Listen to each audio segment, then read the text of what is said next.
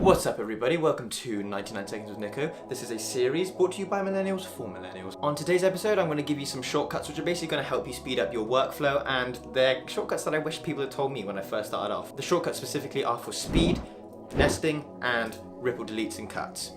Here we go. So what you're going to want to do is come into Premiere Pro, hit the Premiere Pro button up here and go to keyboard shortcuts. Then you're going to go on to letter S. You're going to want to delete the functions that are on here by clicking the little crosses down at the bottom right here. You're going to come over to the search bar and you're going to search for speed. Drag and drop speed onto that grey patch where S was. Now what you'll be able to do is essentially change the speed of your clip by just hitting S when you select it. So we've gone from a clip here to 100% and changing it down to 40%. 40% just happens to be slow-mo for a 60 frame per second clip.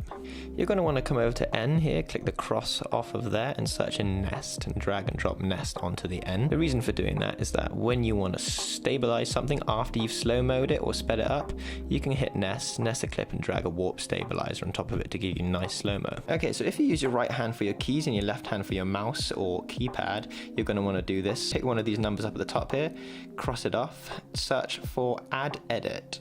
Then you're going to want to drag add edit into that empty space. I'm going to come over to 0 here. I'm going to cross off what is on there and I'm going to search for ripple delete and drag and drop that onto 0. If you use your left hand on the keyboard and your right hand for the mouse or keypad, you're going to select number 1, cross it off, click add edit and put add edit in it, and then you're going to go to number 3 and drag ripple delete onto that. So the use of this is that beforehand you might have had to delete a clip and then drag it across, which would take a long process because you have to cut it separately. All you can do now is just use 8 to cut it, drag it across, hit 8 again, and then you're going to press 0 for the ripple delete to bump it all across. Thank you so much for watching everyone. If you enjoyed this, please subscribe, please like this video. If you didn't like this video, please leave me a little hate comment. I will read it and cry later on. Please give me suggestions for more videos to make. I'm going to make these things more frequent and we're going to bust these out. Have a lovely day guys, bye.